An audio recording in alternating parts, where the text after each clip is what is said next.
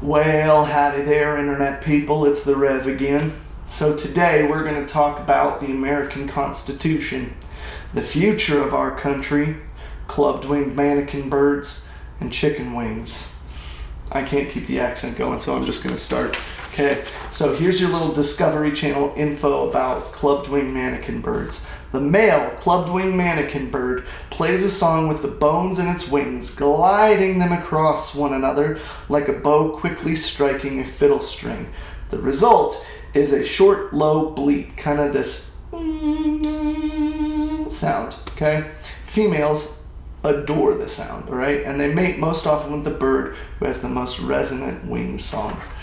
Now, I know that sounds beautiful. It's very inspirational. It's what we should be after, except here's the thing. The better music comes from the males with the heaviest wings, which also means those males aren't so good at flying or escaping predators. This preference is quite possibly breeding all of the clubbed-winged Manakin birds into extinction, because the whole idea goes against biologically advantageous sexual selection. See, the female chooses a mate not because they're faster or stronger, but because they make the most beautiful music. Now, maybe I'm taking this too personally, but the idea of being inexplicably drawn to a phenomenon that is ultimately destructive is, well, it's heartbreaking, but it's uncomfortably relatable. So what does that have to do with what's happening today, what's going on and going forward? Well, here's the deal. For all my tried and true die-hard constitutionalists, you all know how the Constitution starts. But if you need a refresher, here's how it begins. This is one full sentence, separated by commas, but still one full sentence.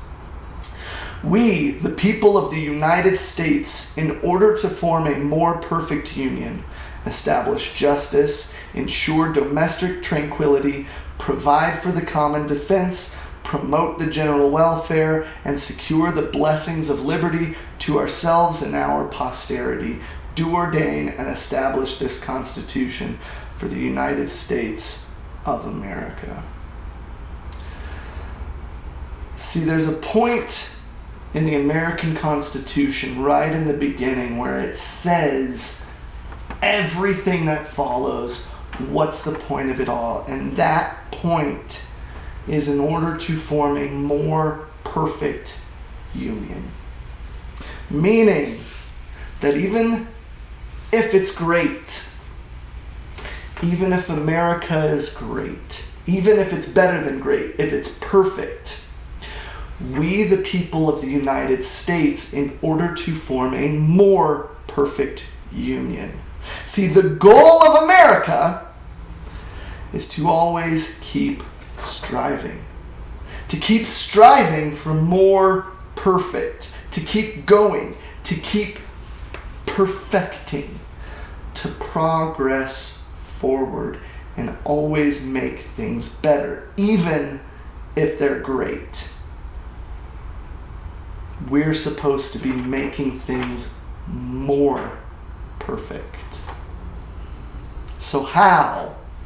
How do we do this? Well, step one, it says establish justice. Then it says ensure domestic tranquility. That's peace. Ensuring peace in our country. Provide for the common defense, promote the general welfare, and secure the blessings of liberty to ourselves and our posterity. Now, some of these statements get emphasized a lot more than others, depending on who you ask.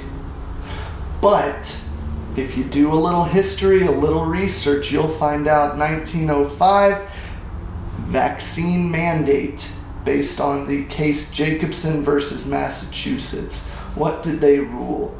Well, according to the wording of the Constitution, they ruled individual liberty is not absolute. Meaning, your freedoms have a limit. Why? because of the statement in the Constitution that said providing for the common defense and general welfare of the United States. Step 1 in order to form a more perfect union is to establish justice. Now, on a rudimentary level, justice is pure and simple getting what you deserve, right? We've got a very basic common understanding of retributive and distributive. Distributive is you do the hard work, you get the reward. Retributive is you do the crime, you do the time. Now, we could get into how those things don't really play out and balance equally on the scales. Some people work really hard and don't get the equal reward. Some people do a crime and get far more punishment. But I'm going to focus on just the rudimentary aspects of those things as it relates to today, the rest of this week, the rest of this year, and maybe even the next 4 years.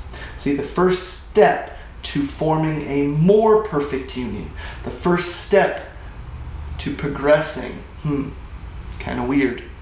The American Constitution, first statement, is inherently progressive, but in order to make that progress, to keep moving forward and make things better. So, even if you believe things are great, you ought to keep striving for better, for more, a more perfect union. How do we do that? We establish justice. Justice on its own is just very rudimentary, getting what you deserve. So here's the question: what do you deserve? What does your neighbor deserve? What does America deserve? What does everyone deserve? What does the homeless person that you pass on the side of the street deserve? What do my kids deserve? What do all hardworking Americans deserve? What do those that are striving but can't really work deserve? And who gets to make that judgment? Who gets to determine what they deserve? Well, anyway, here's what's more important to that statement. See, the thing is, the American Constitution doesn't just hold liberties. It isn't just about the liberties and freedoms and stuff you deserve. It is about your responsibility. See, this is why that case, Jacobson versus Massachusetts in 1905, made the argument that liberty is not an absolute. Why? Because you have a responsibility to the Union. So what responsibility do you deserve? What responsibility do you deserve today? What responsibility do I deserve today? And am I getting what I deserve in terms of my responsibility? Well, see, my responsibility is to my union, but first and foremost, my responsibility is to understand that that union is made up of other people. Other people that have just as much worth as I do. That have just as much to offer as I do.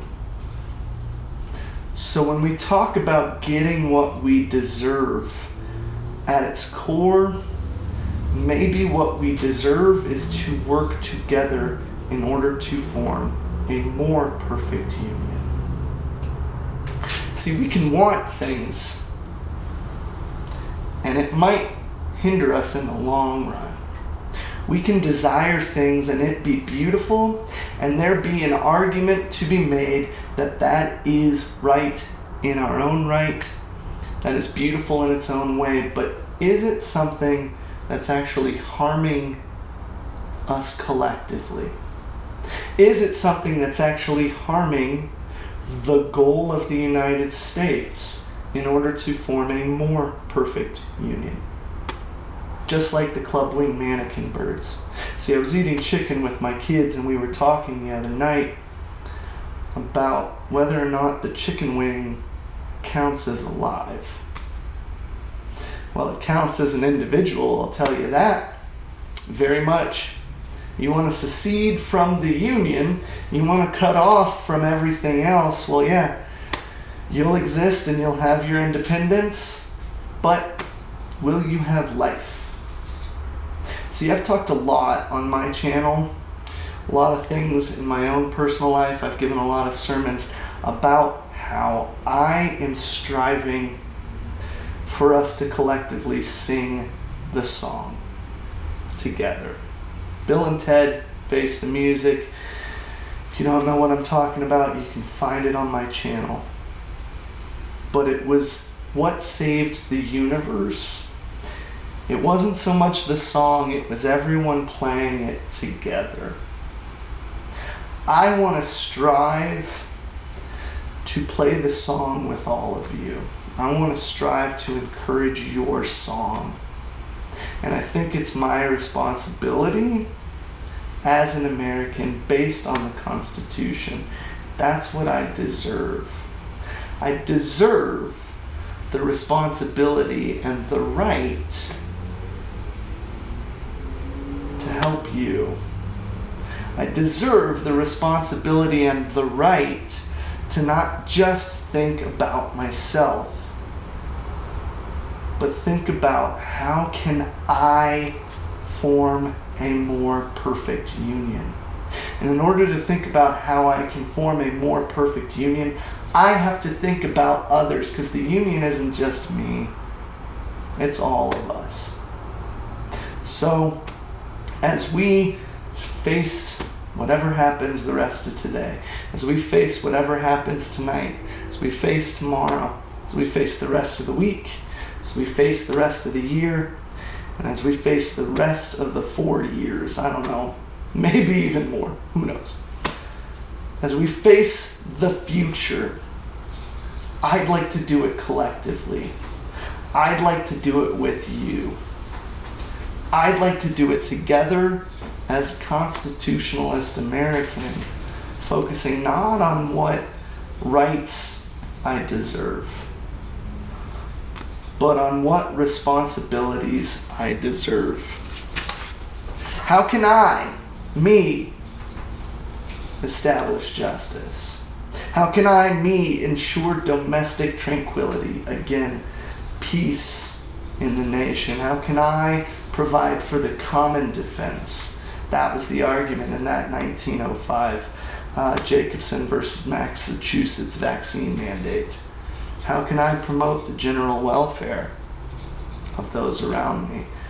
How can I secure the blessings of liberty? This is last to ourselves, not just myself, but me and my children and my neighbor's children. How can I do all those things? Maybe it's to think of striving for a more perfect union instead of getting what I deserve. Maybe it's thinking about the Constitution in a way where we have to reevaluate and say, the whole point is to establish a more perfect union. Maybe it's to think of others. Maybe it's to join together in support. Anyway, it's just a thought. Y'all have a good night.